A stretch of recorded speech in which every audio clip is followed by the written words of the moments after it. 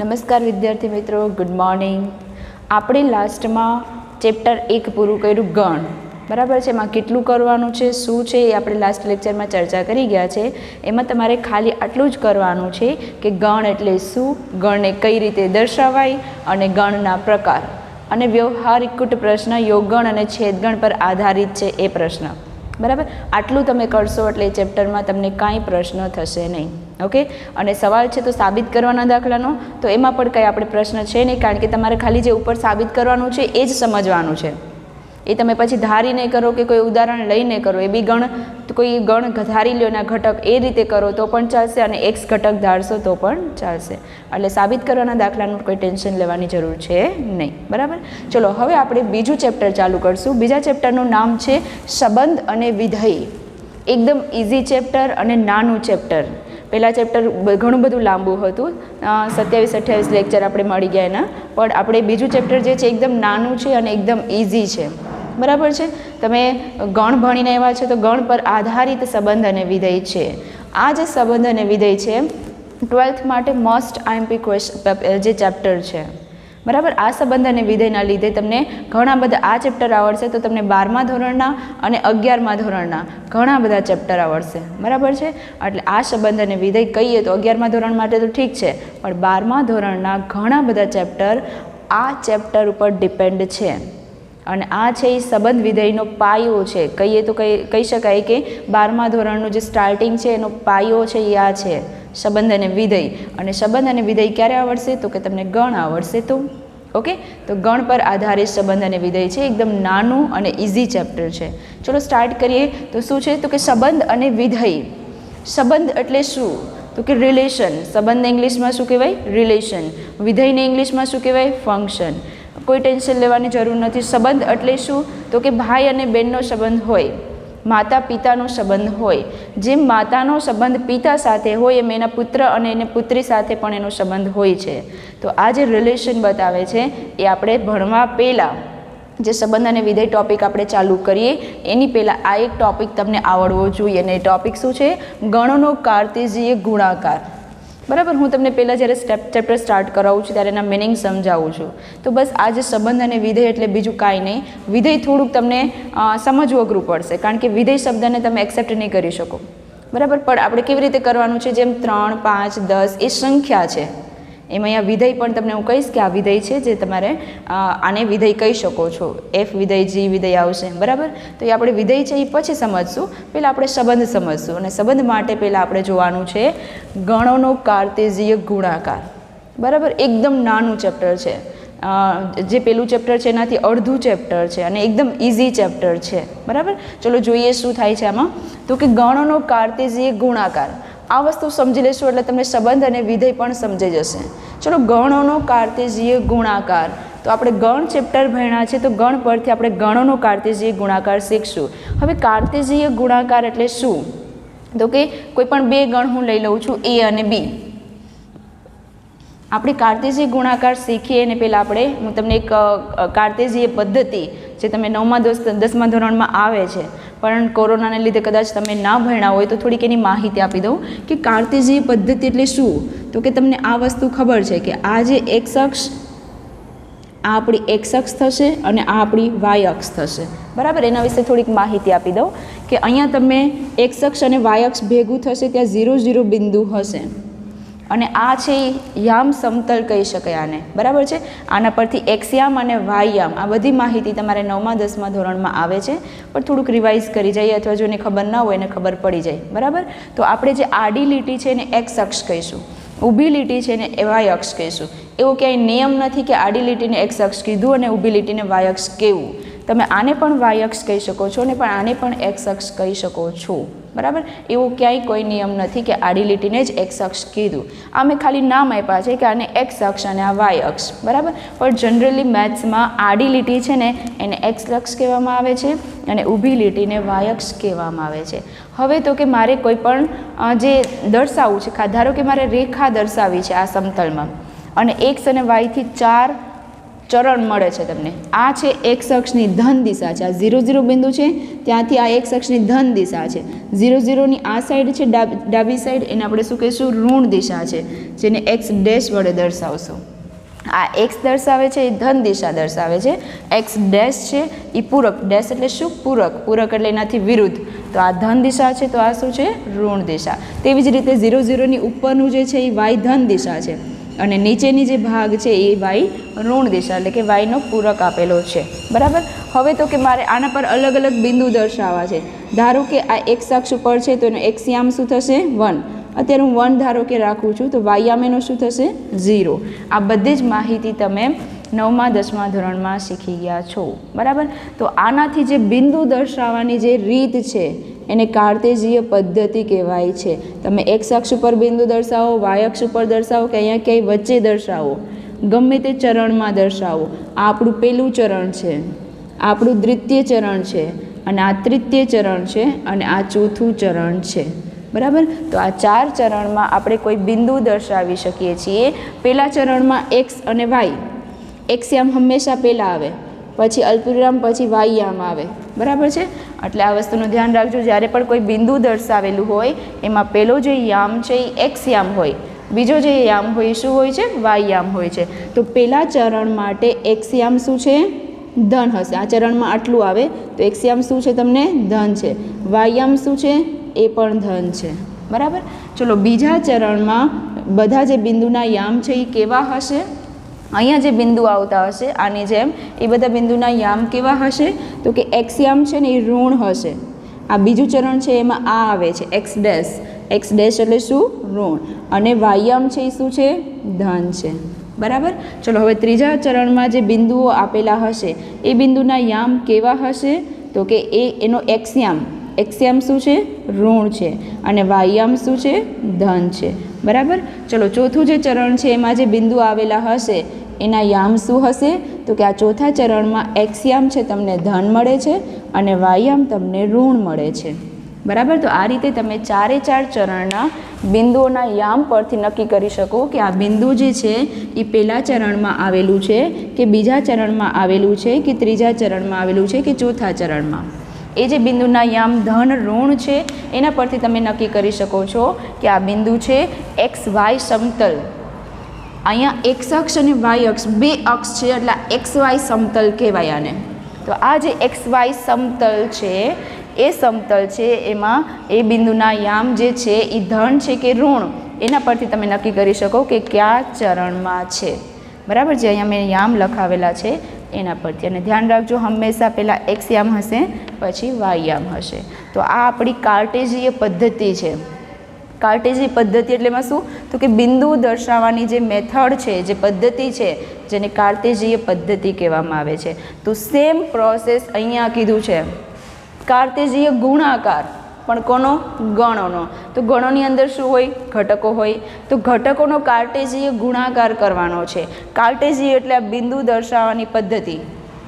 એટલે અહીંયા મારે જે ગુણાકાર કરવાનો છે એમાં જોડ શું કહે? બિંદુ આવશે જેને આપણે જોડ કહી શકીએ. કોની? તો કે એક્સ અને વાયની જોડ કહી શકાય. બરાબર. એટલે જુઓ, અહીંયા હું વ્યાખ્યા શું લખીશ? તો કે અહીંયા કોઈ બે ગણ લઈ લઉં, એ અને બી ગણ માટે એની વ્યાખ્યા લખશું આપણે. એ અને ગણ બી માટે એ અને બી ગણની તમામ ક્રમયુક્ત જોડના ગણને ગણોનો કાર્ટેજીય ગુણાકાર કહે છે. ગણોનો કાર્ટેજીય ગુણાકાર કહે છે. ચલો, આ એની વ્યાખ્યા. હવે આના શબ્દ સમજીએ આપણે કે કાર્ટેજીય ગુણાકાર છે એની વ્યાખ્યામાં જે જે શબ્દ છે આપણે કાર્ટેજીય પદ્ધતિ સમજી ગઈએ છીએ આપણે કે આ કાર્ટેજીય પદ્ધતિ એટલે જે બિંદુ દર્શાવવાની, જે જોડ દર્શાવવાની પદ્ધતિ છે એને આપણે કાર્ટેજીય પદ્ધતિ કીધું છે. બરાબર છે. 9મા 10મા ધોરણમાં તમે શીખી ગયા છો. ચલો, હવે આની વ્યાખ્યા પર આપણે જઈએ કે ગણ એ અને બીના તમામ ક્રમયુક્ત જોડ. જોડ એટલે કાંઈ નહીં, બિંદુ. બિંદુ માટે શું જરૂર પડશે? એક્સયામ અને વાયયામ.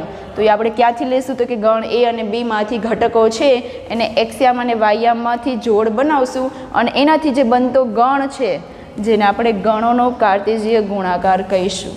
બરાબર. આપણે એક્ઝામ્પલ સમજશો એટલે તમને વધારે આઈડિયા આવશે. ચલો, કાર્ટેશિયન ગુણાકારને શેના વડે દર્શાવાય છે? ક્રોસ વડે. એ ક્રોસ બી ગુણાકાર કીધું છે, કાર્ટેશિયન ગુણાકાર એટલે અહીંયા એ ગણ અને બી ગણોનો કાર્ટેશિયન ગુણાકાર એટલે એ ગણ અને બી ગણનો કાર્ટેશિયન ગુણાકાર એટલે આના વડે દર્શાવવામાં આવે છે. કોના વડે દર્શાવશું? એ ક્રોસ બે વડે દર્શાવાય છે. હવે આપણે જે વ્યાખ્યા છે એના શબ્દ પરથી આપણે કાર્ટેશિયન ગુણાકાર બરાબર શું લખી શકીએ એ જોઈએ. બરાબર. છગડિયા કૌંસમાં ક્રમયુક્ત જોડ એટલે એક્સ અને વાય એટલે કે કોઈ બિંદુ જોડ, ક્રમયુક્ત જોડ એટલે કે કોઈ બિંદુ, એ બિંદુમાં આ એક્સ અને વાય શું લેવા? આ એક્સ અને વાય છે ક્યાંથી લેવા? આ જે ઘટકો અહીંયા મારે જોઈએ છીએ એ ક્યાંથી લેશું? તો કે એ ગણ અને બી ગણમાંથી લેશું. કેવી રીતે લેશું? તો કે પેલો ઘટક હંમેશા એનો હોય. અહીંયા જે એ ક્રોસ બી છે, અહીંયા જે પેલું હોય ને એમાંથી પેલો ઘટક લેવામાં આવે અને જે બીજું હોય ને એનાથી બીજો ઘટક લેવામાં આવે. એટલે કે અહીંયાથી બી લેશું અને અહીંયાથી એમાંથી ઘટક લેશું. બરાબર. એટલે હું શું લખીશ? તો કે એક્સ છે એ સભ્ય છે એ ગણનો અને આ વાય સભ્ય છે કોનો? બી ગણનો. જુઓ, આ વ્યાખ્યા બની ગઈ જેને મેં ગાણિતિક સ્વરૂપે લખ્યું છે. હજુ એકવાર રિપીટ કરું છું. ક્રમયુક્ત જોડના ગણને, તો આ ક્રમયુક્ત જોડ બનશે. મેં ગુણધર્મની રીતે લખ્યું છે. અહીંયા ઘણી બધી જોડ મળશે. એક્સ છે એ ગણમાં જેટલા ઘટક હશે વારાફરતી વારા આપણે લઈશું એને. બરાબર. વાય છે એ બી ગણના ઘટકોમાંથી વારાફરતી વારા લઈશું એટલે કેટલી બધી જોડ મળશે તમને. એ જોડથી બનતા ગણને શું કહીશું? કાર્ટેશિયન ગુણાકાર કહીશું ગણોનો. બરાબર છે. પણ આ એક્સ અને વાય ક્યાંથી લેવું? તો કે એક્સ છે એમાંથી લેવું અને વાય છે એ બીમાંથી લેવું. ધ્યાન રાખજો, એક્સ હંમેશા જે પેલું હોય ને ત્યાંથી પેલું લેવાનું અને બીજું હોય ત્યાંથી બીજું લેવાનું. અહીંયા આડોવડું પણ હોઈ શકે. જરૂરી નથી કે એ ક્રોસ બી જ શોધવાનું કે તમને. અહીંયા બી ક્રોસ એ શોધવાનું કે તો તમે એ પ્રમાણે અહીંયા બદલી શકો છો. તમારે ખાલી એટલું યાદ રાખવાનું કે પહેલાંમાંથી પેલું અને બીજામાંથી બીજું. બરાબર. ચલો, એક એક્ઝામ્પલ લઈ લઈએ સરસ, એટલે તમને આઈડિયા આવે કે આમાં શું થાય છે. જેમ કે એક આપણે એક્ઝામ્પલ લઈએ કે ગણ એ બરાબર બે ઘટક છે 1 2, ગણ બી બરાબર બીજા બે ઘટક છે 3 4. તો એક્સ ક્રોસ બી શોધો એટલે કે એ અને બીનો ક્રોસ ગુણાકાર શોધો. બરાબર. ચલો, કેવી રીતે શોધશું? તો કે આપણે પહેલાં એ ગણ લઈ લઈએ, પછી આપણે બી ગણ લઈશું. તો એ ગણના કેટલા ઘટક છે? 2. તો બે ઘટક દર્શાવ્યા. બી ગણના કેટલા ઘટક છે? 3 અને 4. ચલો, હવે એ ગણના જે ઘટકો છે અને બી ગણના ઘટકો છે એના પરથી મારે એ ક્રોસ બી મેળવવાનું છે. તો એ ક્રોસ બીમાં ઘણી બધી જોડ હશે. એ જોડ કઈ કઈ બને? એ ક્રોસ બી એટલે શું? જોડનો ગણ એટલે કે જોડ બધી છે એ ઘટક તરીકે રહેશે. આ જે જોડથી બનતા છગડિયા કૌંસને લખી નાખીએ એટલે ગણ બની જાય. તો એને કાર્ટેશિયન ગુણાકાર કહેવામાં આવે છે. ચલો, જોડમાં લખવું શું? તો કે એક્સ વાય લખવાનું. એક્સ ક્યાંથી લેવાનું? એ. અને વાય ક્યાંથી લેવાનું? બીમાંથી. ચલો, તો એક્સ હું જોડ બનાવું. અહીંયા ડાયરેક્ટ તમને શીખવાડું છું કે 1ની જોડ હું 3 સાથે બનાવું, 1ની જોડ હું 4 સાથે બનાવું. બે સાથે બનાવવાની વારાફરતી. ક્રમયુક્ત કીધું છે, અહીંયા શબ્દ વાપર્યો છે ક્રમયુક્ત. એટલે શું કરવાનું? ક્રમમાં જોડ બનાવતી જવાની છે. તો કે 1 સાથે હું 3ની જોડ બનાવું. ચલો, પેલી જોડ મળી ગઈ મને. પછી 1 સાથે હું 4ની જોડ બનાવું તો બીજી જોડ પણ મળી ગઈ. ચલો, હવે ત્રીજી જોડ. તો કે 1નો વારો પૂરો 3 અને 4 સાથે. હવે કોનો વારો? 2નો. તો 2ની હું 3 સાથે જોડ બનાવું અને 2ની હું 4 સાથે જોડ બનાવું. તો એક જોડ મળી આપણે 2નું 3 સાથે અને પછી મળી 2નું 4 સાથે. ચલો, 4 જ જોડ મળી. અહીંયાના બે ઘટક અને અહીંયાના બે ઘટક બેનો ઉપયોગ કરી પહેલાંના 2 સાથે જોડ બનાવી અને બીજાની વળી પાછી બીજી 2 જોડ બનાવી. એટલે આ જોડથી બનતા ગણને શું કહેવાય? કાર્ટેશિયન ગુણાકાર કહેવામાં આવે છે. હવે તમે જોઈ શકો છો કે આ જેટલી પણ જોડ બની છે એ જોડનો એક્સ ઘટક છે ને એ ગણનો ઘટક છે. જુઓ, આ એક્સ ગણનો ઘટક છે 1 1 અને 2 2. એ ગણમાંથી આવ્યો છે. એ ગણમાંથી જ લેવાનો છે. એક્સ બિલોંગ્સ ટુ એ અને વાય બિલોંગ્સ ટુ બી. બરાબર છે. આના પરથી આપણે એ પેલો ઘટક એ ગણનો હોવો જોઈએ અને બીજો ઘટક બી ગણનો હોવો જોઈએ, તો જ આ જોડ આપણી સાચી બનશે. બરાબર. ચલો, હવે બીજો ઘટક જોઈ લઈએ. 3 4 અને 3 4. તો 3 4 છે બી ગણમાંથી એવો બીજો ઘટક. એટલે આપણે આ 4 જોડ બનાવી છે એ સાચી છે. બરાબર. તો આ રીતે આપણે આનો કાર્ટેશિયન ગુણાકાર શોધી શકીએ છીએ. કેવી રીતે? તો કે જોડ બનાવવાની છે. કાર્ટેશિયન ગુણાકાર એટલે શું? જોડ બનાવો. કેવી રીતે જોડ બનાવો? તો કે ક્રમયુક્ત. ક્રમયુક્ત એટલે ક્રમમાં પહેલા સાથે 3, પહેલા સાથે 4, પહેલાનો વારો પૂરો, બીજા સાથે 3, બીજા સાથે 4, બીજાનો વારો પૂરો. તો જેટલી જોડ બની એને છગડીયા કૌંસમાં દર્શાવી દો એટલે ગણ બની જાય. અને એ ગણને ગણનો કાર્ટેશિયન ગુણાકાર કહેવામાં આવે છે. બરાબર. તો આ આપણે જોયું A ક્રોસ B કેવી રીતે શોધવું. બરાબર. તમે ડાયરેક્ટ પણ કરી શકો છો કે 1 સાથે 3, આવું કંઈ દર્શાવવાની જરૂર નથી. આ તો તમને વ્યવસ્થિત સમજાય કે જોડ કેવી રીતે બને. એટલે મેં 2 ગણ લઈ લીધા અને એને ઘટક અંદર લખી અને કનેક્ટ કર્યું કે આની સાથે આ જોડવાથી આ જોડ બને છે ને આની સાથે આ જોડવાથી આ જોડ બને છે. બરાબર. ચલો, પણ આ કરવાની જરૂર નથી. હું અહીંયા ડાયરેક્ટ પણ કરી શકું. જુઓ, 1 સાથે 3, 1 સાથે 4, 2 સાથે 3, 2 સાથે 4. કેમ મેં એ ગણના ઘટકોની જોડ બનાવું છું? કારણ કે એ પેલા છે. કદાચ અહીંયા એમ કીધું હોય કે B ક્રોસ A શોધો, B ક્રોસ A શોધો, તો ચલો કેવી જોડ બનશે? B પેલા એટલે x ઘટક B માંથી લેવાનો થશે. ધ્યાન રાખજો, પેલો ઘટક હંમેશા જે પેલું હોય ક્રોસમાં એમાંથી લેવાનો, બીજો ઘટક હંમેશા બીજામાંથી લેવાનો.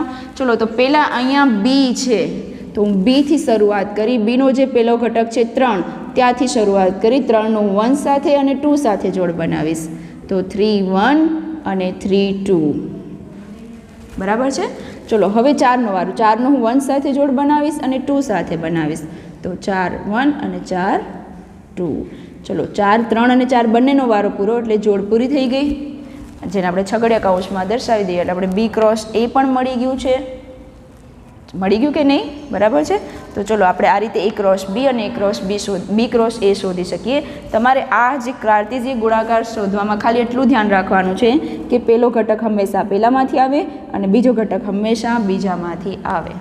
આટલી જ વસ્તુ ધ્યાનમાં રાખવાની છે. હવે ચલો મેડમ, પ્રશ્ન એ છે કે આ 1 3 જોડ જે છે અને 3 1 જોડ છે, શું એ સમાન છે? ચલો, એ સમાન છે કે નહીં એના માટે આપણે XY સમતલ લઈએ. આ આપણું y અક્ષ, આ આપણી x અક્ષ. જોઈએ કે આ જે આ બિંદુઓને આપણે XY સમતલમાં જ દર્શાવી શકીએ. એટલે જ એને કાર્ટેશિયન ગુણાકાર કીધો છે. બરાબર. ચલો, હું પહેલાં 1 3 બિંદુને દર્શાવીશ. x આમ 1 છે, y આમ 3 છે. તો ચલો, x આમ 1 એટલે 1 અહીંયા હશે. બિંદુ દર્શાવી દઉં છું, થોડાક બિંદુ દર્શાવી દઉં છું. બરાબર છે. જેટલા જોઈએ 1 થી 3 મારે બિંદુ જોઈએ છીએ. તો x આમ શું છે? 1. તો ચલો, x આમ 1 અહીંયા પહોંચ્યા. y આમ શું છે? 3. તો y આમ 3 અહીંયા છે. તો આ 1 અને 3 જ્યાં ભેગું થાય એ બિંદુને નામ આપશું 1 3. એટલે આ બિંદુ પેલું 1 3 આપણે દર્શાવી દીધું. ચલો, હવે આ બિંદુ હું દર્શાવું છું. આ જોડ દર્શાવી દીધી. હવે હું આ જોડ દર્શાવી અને જોઈએ કે બંને એક જગ્યાએ આવે કે નથી આવતું. જો એક જગ્યાએ આવે તો આપણે એને સમાન કહી શકશું, નહીં તો સમાન ના કહી શકીએ. ચલો, બીજું બિંદુ છે 3 1 એટલે એક્સિયામ એનો 3 છે એટલે 1 2 3. એક્સિયામ એનો 3 છે અને વાયામ એનો 1 છે. તો વાયામ શું છે? 1. હવે 1 અને 3 જ્યાં ભેગા થાય તે બિંદુને નામ આપું છું 3 1. જુઓ તમે, આ 1 3 અને 3 1 ભેગા નથી થતા, એક જ બિંદુ નથી. ભલે એના ક્રમ આડાવડા છે, 1 અહીંયા છે ને 3 અહીંયા છે ને આમાં 3 અહીંયા છે ને 1 પછી છે, પણ આ બંને ઇક્વલ નથી. તમે એની સાબિતી અહીંયા જોઈ શકો છો એક્સિયામ સમતલમાં. તમે એક્સિયામ સમતલમાં 1 3 બિંદુ પણ કંઈક અલગ મળ્યું અને 3 1 બિંદુ પણ આપણે કંઈક અલગ મળ્યું છે. બરાબર. એટલે આપણે અહીંયા 1 3 અને 3 1 ને એક કહી શકશું નહીં. એટલે આપણે અહીંયા લખી શકીએ કે 1 3 નોટ ઇક્વલ ટુ 3 1. એટલે કે આ જોડ ભલેના ક્રમ આડાવડા છે, ગણના ઘટકો તમે આડાવડા લખી શકો છો, પણ એની અંદર જોડ છે એના યામને તમે આડાવડા લખો તો એ અલગ વસ્તુ થઈ જાય. બરાબર. બંને એક વસ્તુ હું કહી શકું નહીં. તો અહીંયા 1 3 જોડની અંદર ઘટકોના ક્રમ બદલશે, એટલે કે 1 3 લખો કે 3 1 લખો તો ફેર પડશે. બંનેને હું ઇક્વલ કહી શકું નહીં. બરાબર. તો ચલો, આટલી માહિતી આપણે કાર્ટેશિયન યામ પદ્ધતિની જોઈ કે કાર્ટેશિયન જે ગણોનો કાર્ટેશિયન ગુણાકાર છે એના વિશે આપણે માહિતી મેળવી છે. બરાબર. ચલો, થોડાક આના નિયમ કહી શકાય અથવા ગુણધર્મ કહી શકાય. બરાબર. નિયમ જ કહીશું. એ નિયમ આપણે યાદ રાખવાના છે કે આવું હોય તો આવું થાય. ચલો, એ નિયમ જોઈ લઈએ. ચલો આપણે જે નિયમ કહીએ છીએ એને નોંધ સ્વરૂપે જોઈ લઈએ કે એની નોંધમાં કેટલી વસ્તુઓ આપણે ધ્યાનમાં રાખવાની છે, બરાબર. ચલો પેલી નોંધ છે કે તમને કોઈ બે જોડ આપી હોય XY અને ZW, એ બંને નિશાની વચ્ચે ઇક્વલ ટુની નિશાની હોય, બરાબર. બે જોડ આપી છે એટલે કે બે બિંદુઓ આપ્યા છે, બંને વચ્ચે નિશાની સમાન હોય, ઇક્વલ ટુની નિશાની હોય તો હું કહી શકું કે બંનેની પેલા ઘટક જે x બરાબર z લખી શકાય અને y બરાબર શું લખી શકાય, W લખી શકાય. આ અનેની નિશાની છે, તમને ખબર હશે, બરાબર છે. ચલો તો x બરાબર હું z લખી શકું અને y બરાબર W લખી શકું. એ ક્યારે? તો કે બંને બિંદુઓ વચ્ચે ઇક્વલ ટુ નિશાની હોય તો. હમણાં આપણે જોયું કે બંને વચ્ચે ઇક્વલ ટુ નિશાની નથી. કેમ? કારણ કે બંનેના પહેલા ઘટક અને બીજા ઘટક અલગ હતા. પણ જો તમે ઇક્વલ ટુની નિશાની હોય તો હું કહી શકું કે પહેલા ઘટક સમાન હોય અને બીજા ઘટક પણ સમાન હોય. આનાથી ઉલટું પણ કરી શકીએ કે કોઈ પણ બે જોડના પ્રથમ ઘટક સમાન હોય અને બીજા ઘટક સમાન હોય તો હું કહી શકું કે બંને જોડ એટલે કે બંને બિંદુ સમાન છે. આ પેલી નોંધ છે આપણી, બરાબર છે. જો તમે બંને ઇક્વલ આપ્યા હોય તો હું પહેલા ઘટક અને બીજા ઘટક સમાન લખી શકું, અથવા તમને રકમમાં પહેલા ઘટક અને બીજા ઘટક સમાન આપ્યા હોય તો હું કહી શકું કે આ બંને જોડ સમાન છે, બરાબર. ચલો હવે તો કે બીજી નોંધ એવી છે કે પેલા ગણ એ ગણના ઘટકોની સંખ્યા તમને આપી હોય P અને બી ગણના ઘટકોની સંખ્યા ધારો કે તમને આપી લીધી છે Q. તો બંનેના ઘટકોના ગણની સંખ્યા આપી દીધી છે તો A ક્રોસ બીના ઘટકોની સંખ્યા શું થશે? એ ગણના ઘટકોની સંખ્યા તમને P આપી છે, બી ગણના ઘટકોની સંખ્યા તમને Q આપી છે. તો A ક્રોસ બીમાં જે અંદર ઘટકો આપ્યા છે, A ક્રોસ બી એટલે બીજું કાંઈ નહીં, ગણ છે. એ ગણની અંદર શું હશે? ઘટક.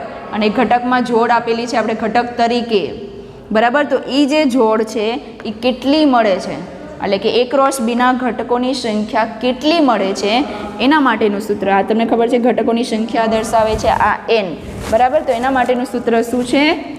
n of A into n of B, એટલે કે A ગણના ઘટકોની સંખ્યા અને B ગણના ઘટકોની સંખ્યાનો ગુણાકાર કરો એટલે તમને A ક્રોસ બીના ગણના ઘટકોની સંખ્યા મળી જાય. ચલો તો n ઓફ A એટલે કે A ગણના ઘટકોની સંખ્યા કેટલી છે? P ઇન્ટુ બી ગણના ઘટકોની સંખ્યા કેટલી આપેલી છે? Q. તો આ તમને મળ્યું છે A ક્રોસ બીના ગણના ઘટકોની સંખ્યા. તમે એને ક્યારે તમને રકમમાં પૂછ્યું હોય કે A ક્રોસ બીના ઘટકોની સંખ્યા શોધો, એમાં તમારે એને ઘટકો ક્યાં મળે એ નથી મેળવવાના, ખાલી ઘટકોની સંખ્યા શોધવાનું છે. તો જો તમને A ગણના ઘટકોની સંખ્યા આપી હોય, બી ગણના ઘટકોની સંખ્યા આપી હોય તો બંનેનો ગુણાકાર કરો એટલે તમને A ક્રોસ બીના ઘટકોની સંખ્યા મળી જાય, બરાબર છે. ચલો હવે આપણે ત્રીજી નોંધ યાદ રાખીએ કે A ક્રોસ બીમાં એક ગણ, એક કોઈ પણ ગણ, બરાબર, A અથવા B, કોઈ પણ ગણ ખાલી ગણ હોય તો શું થશે? તો A ક્રોસ બી પણ શું થશે? ખાલી ગણ થશે. A ક્રોસ બીનો જવાબ પણ શું આવશે? ખાલી ગણ આવશે. કેમ? તો કે A ક્રોસ બીમાં એક કોઈ પણ ગણ, ધારો કે A ગણ કે B ગણ. હવે હું તમને એક એક્ઝામ્પલ જ આપી દઉં કે ધારો કે તમને અહીંયા એમ કીધું છે કે A ક્રોસ બી માટે B ખાલી ગણ છે, A ગણના ઘટકો 1 છે અથવા 2 છે, બરાબર. તો મારે A ક્રોસ બી મેળવો, તો A ક્રોસ બી મેળવવું હોય તો એનું પેલો ઘટક છે એની સાથે જોડ બનાવીશ. પણ ક્યાં જોડ બનાવીશ? 1ની જોડ બનાવીશ ને 2ની જોડ બનાવીશ બી ગણના ઘટકો સાથે. પણ બી ગણમાં તો એક પણ ઘટક છે જ નહીં, બી તો ખાલી ગણ છે. તો 1ની જોડ હું કોની સાથે બનાવીશ? કોઈ સાથે ના બની શકે. 2ની જોડ હું કોની સાથે બનાવીશ? કોઈ સાથે નહીં બની શકે. તો આના પરથી હું કહી શકું કે કોઈ પણ, ધારો કે કોઈ પણ ગણ A કે B, બેમાંથી એક પણ ખાલી ગણ હશે ને તો આનો ક્રોસનો જવાબ પણ તમારે ખાલી ગણ મળશે તમને, બરાબર છે. એટલે આ MCQમાં પૂછાઈ શકે અથવા એક ગુણ પ્રશ્નમાં પણ પૂછાઈ શકે કે કોઈ પણ એક ગણ જો ખાલી ગણ હોય, બે ગણ આપેલા હોય એમાંથી કોઈ પણ ગણ A ગણ કે B ગણ જો એક પણ ખાલી ગણ હોય તો એની એકય જોડ ના બની શકે. કારણ કે મારે એક ગણના ઘટકો છે, એમાંથી મારે બીજા ગણ ખાલી ગણ છે તો જોડ બનાવવા ક્યાં જવી, બરાબર. એટલે એક પણ જોડ બની ના શકે, એટલે એનો જવાબ શું આવશે? તમને ખાલી ગણ મળશે, બરાબર. ચલો આવો જ સેમ ચોથી નોંધ છે કે A ક્રોસ બીમાં કોઈ પણ એક ગણ અનંત ગણ હોય, અનંત ગણ હોય, અનંત ગણ એટલે શું? તો A ક્રોસ બીનો જવાબ પણ શું આવશે? તો કે અનંત જોડ મળશે. ચલો એ કેવી રીતે કરી શકીએ? તો કે આપણે એક એક્ઝામ્પલ લઈ લઈએ. ચલો એક્ઝામ્પલ શું લેશું આપણે? ધારો કે બી ગણ છે એ અનંત ગણ છે, 1 2 3. અનંત ગણ એટલે શું? તો કે ઘણા બધા આંકડાઓ આપેલા હોય, ઘણી બધી સંખ્યા આપી હોય, જેને આપણે અનંત ગણ કહીશું, જે આપણે ગણ ચેપ્ટરમાં ભણી ગયા છીએ, બરાબર. તો અનંત સંખ્યા આપેલી હોય, હવે એની સાથે 1 2 ની જોડ બનાવવાની છે.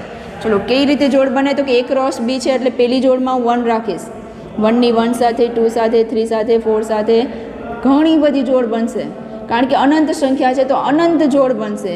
એવી રીતે 1 ની અનંત જોડ બનશે, એવી રીતે 2 સાથે પણ અનંત જોડ બનશે, 2 1 2 2 2 3 2 4, ઘણી બધી અનંત જોડ મળવાની છે. એટલે આપણે એ કહી શકીએ કે બી ક્રોસમાં કોઈ પણ એક ગણ જો અનંત ગણ હોય તો તેનો જવાબ એટલે કે એના જવાબમાં જેટલી પણ જોડ આવશે એ બધી જોડ અનંત હશે. શું હશે? તો કે અનંત ગણ હશે. અસંખ્ય જોડ મળશે, તમે ગણી જ નહીં શકો કે કેટલી જોડ મળી, બરાબર. તો આટલી નોંધ છે. હજી એક નોંધ આપેલી છે, ચલો જોઈ લઈએ આપણે.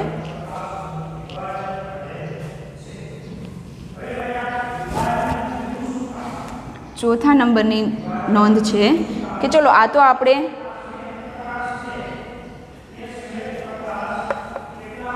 ચોથા નંબરની જોડ છે, એવું જરૂરી આપણે અહીંયા બે એક્સયામ અને વાયયામમાં જોડ બનાવી શકીએ એવું જરૂરી? એટલે કે જોડની અંદર બે જ યામ હોય એવું જરૂરી નહીં, એવું જરૂરી નથી. ચોથી નોંધ એ કહેવા માગે છે કે બિંદુના યામ છે XY સમતલને કાર્ટેશિયન પદ્ધતિ જેમ લાગુ પડે છે, બરાબર. ચલો આપણે થોડુંક ડિટેલમાં શીખીએ, એટલે કે આ ભૂસી નાખીએ. ચલો ચોથી નોંધ સરસ છે અને એને ડિટેલમાં શીખવા જેવું છે, બરાબર. ચલો આપણે જે કાર્ટેશિયન ગુણાકાર કરીએ છીએ એ એક્સ અક્ષ અને વાય સમતલ પરથી કરીએ છીએ કે એક્સ અક્ષ અને વાય સમતલના બે બિંદુ આપણે જે જોડ લઈએ છીએ એમાં બે યામ હોય છે, એક્સ યામ અને વાય યામ. તો આ જે એક્સ વાય સમતલ હોય છે એ જે સમતલને શું કહેવાય? દ્વિપરિમાણ કહેવાય. થોડુંક ડિટેલમાં જોઈ લઈએ આપણે કે દ્વિપરિમાણ એટલે શું? બે પરિમાણ, બે અક્ષ છે જેને આપણે દ્વિપરિમાણ કહીશું. જે તમે મોબાઈલ અત્યારે તમે જાણો જ છો 2D ને 3D. તમે થિયેટરમાં મૂવી જોવા જાઓ, તમે થોડું ઘણું જાણતા હશો એના વિશે, બરાબર. કે તમે થિયેટરમાં મૂવી જોવા જાઓ છો તો આપણે પડદા પર મૂવી જોઈએ છીએ, તો એ જે પડદો છે ને એ સમતલ છે, એ દ્વિપરિમાણ છે, બરાબર. તો હવે જે અમુક થિયેટર એવા છે જે પિક્ચર જોવા જઈએ છીએ, મૂવી જોવા આપણે જઈએ છીએ, એ આપણે 3D મૂવી જોઈએ છીએ. 2D અને 3D શબ્દથી તમે માહિતગાર હશો, ના હોય તો સાંભળી લો કે દ્વિપરિમાણ એટલે શું? 2D એટલે કે બે પરિમાણ, 2 ડાયમેન્શનલ, જેને 2D વડે દર્શાવાય, જેને આપણે દ્વિપરિમાણ કહીએ છીએ, જેને આપણે કોઈ પડદો કહીએ છીએ. આપણે આ જે બોર્ડ છે મારી પાસે, કોઈ દિવાલ હોય એક સાઈડની, તો એને હું દ્વિપરિમાણ કહી શકું છું, બરાબર. કે જેમાં આપણે શું દેખાય? તો કે આ બે લાઈન દોરી છે મને દેખાઈ શકે, કેમ? કારણ કે આ દ્વિપરિમાણ છે. આ જે પેન આ રીતે હું રાખું છું તો મને એની આ સાઈડ અને આ સાઈડ બે જ, આ અને આ બે જ વસ્તુ હું જોઈ શકું કે એની પહોળાઈ કેટલી છે, એની લેન્થ કેટલી છે. આ બે વસ્તુ હું જેમાં જોઈ શકું એને દ્વિપરિમાણ કહેવાય. હવે વારો છે ત્રિપરિમાણનો, એટલે કે ત્રિપરિમાણ એટલે શું? તો કે દ્વિપરિમાણ આપણે કોઈ બિંદુથી દર્શાવી શકીએ કે આ દ્વિપરિમાણ છે, જેમાં જોડમાં બે યામ હોય, એક્સ યામ અને વાય યામ, જેને આપણે દ્વિપરિમાણ કહીશું.